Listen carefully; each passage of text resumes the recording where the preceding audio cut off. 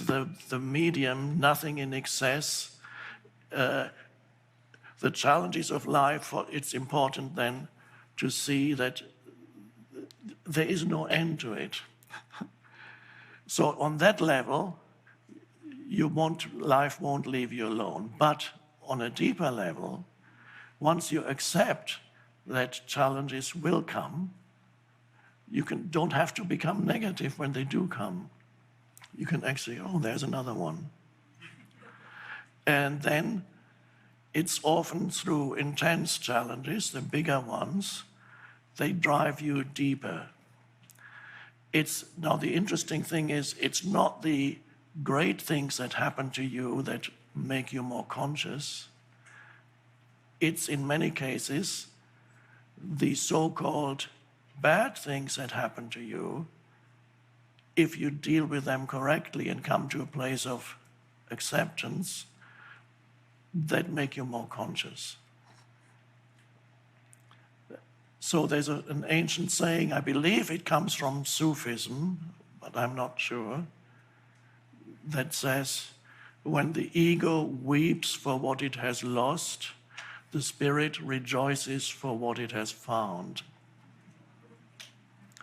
And so many times you may find that in your life you lose something, death, loss of security, loss of income, loss of health, loss of long-term relationship, these kinds of, when the ego weeps, because the ego weeps, it's terrible, but then something suddenly arises of something that had been part of your sense of self has been removed.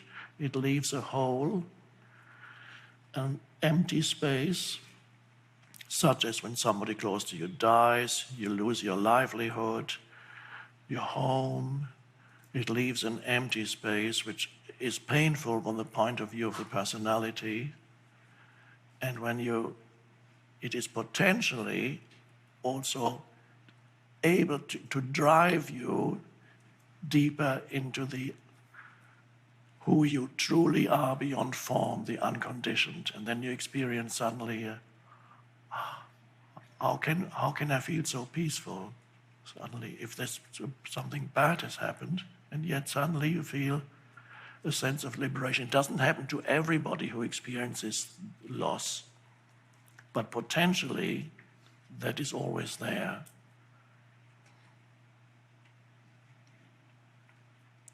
So next time a challenge comes, it won't be long, then say, oh, there's another one. And then you go with it. You look at it. Is there anything I can do to change the situation? First, when you look at it, the first is always to accept the present moment as it arises. Now, sometimes whatever arises in the present moment requires you to take action. And then you look at it. Now, this looking is an important part of it. To look at a situation is not necessarily visual looking.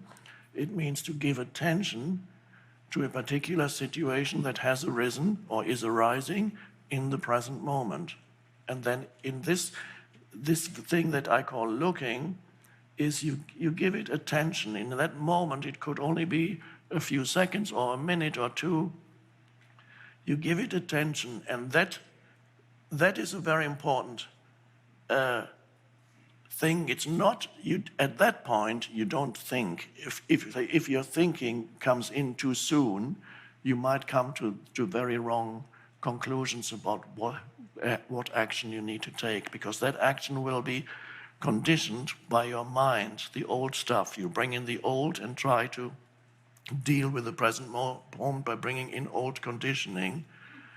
So you will act according to your conditioning. But if you can give something attention, this giving attention, you face it, you've let go of the inner resentment, and this is the most important thing. You've realized it is in the nature of life to give you challenges. And when they come, there's no resentment. You just say, there it is, another one. Okay. No, even if you say there's another one, you don't say, oh no, another one.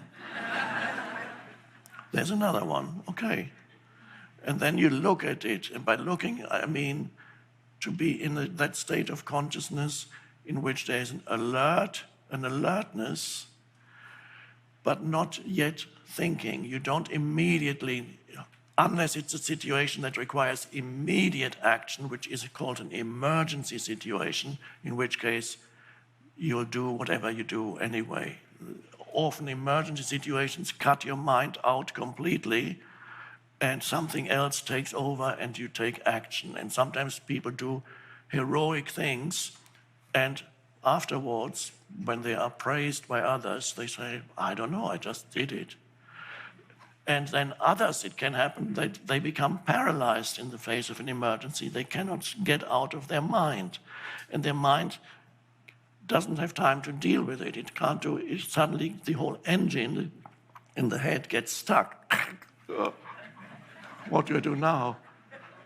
And then it's too late. It's happened already and you're dead or whatever it is. You didn't jump out of the way soon enough. And there the train was coming towards you. What do I do now? The train is coming.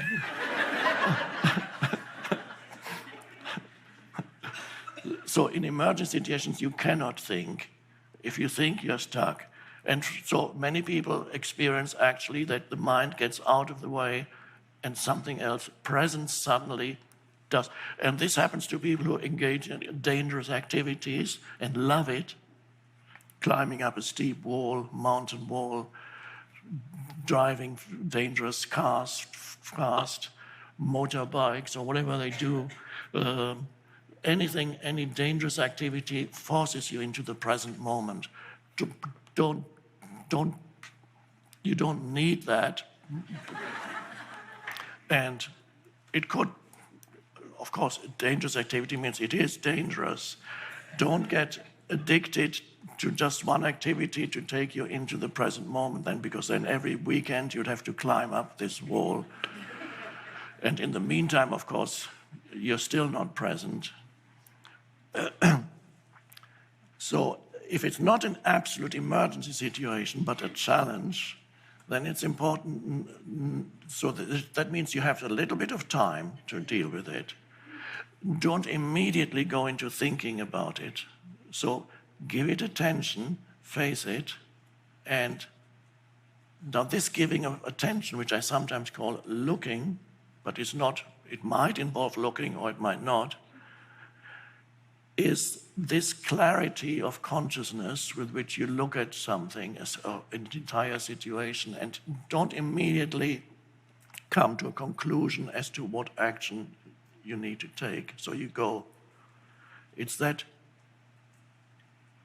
facing it and looking that connects you to a deeper level. In other words, you become still, alert and still. And then after a few seconds or a minute or two, it is likely that a thought comes in that tells you what the right action is. So that's not an emergency, it's just it's a challenge. Or it may be that you still don't know what to do, or it may be that you have to become still again after a while and look at it again. And then you may come to the realization that there's nothing you can do, at least for now. There are certain situations that are problematic, and yet, for now, there isn't really much you can do. And then you leave it alone. You accept this is what is, the acceptance of what is. So it happens very often when people are not able to really have that clarity of perception, looking at the situation. Often people take action when it would be better to leave it alone. Many situations, it depends of course on what it is. Many situations are made far worse by taking unnecessary, superfluous, or excessive action. Balance in everything. There's a balance that you need to find. But the most important thing, challenges accept them, even welcome them when they arise, because they're a great opportunity, especially the little ones. You might not welcome the big challenges, but they are great too. Don't resent the challenges. Get rid of the belief or transcend the belief that you should not be challenged by life, that these problems should not occur. Think about the movies, how boring a movie is. And not only the audience would go to sleep if nothing ever goes wrong in a movie, the characters would go to sleep too. And in the end, they're all asleep.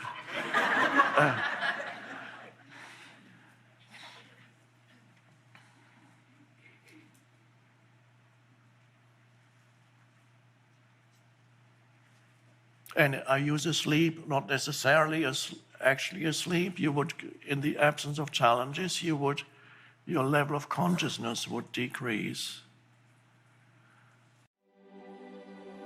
So if you discover within yourself that a lot of the time you're in a state of lack, of insufficiency, of not enough, and you feel that the answer to, the remedy is to be active in this world and achieve and do as much as possible, then you'll probably find that ultimately that is not the answer to your state of lack. In order to transcend, to go beyond your state of lack, of neediness, of not enough, spiritual practice and spiritual realization is necessary. Focus on the realization of being. It's only there that you can go beyond that state of lack, which is ego. Go within and discover who or what you are beyond the person.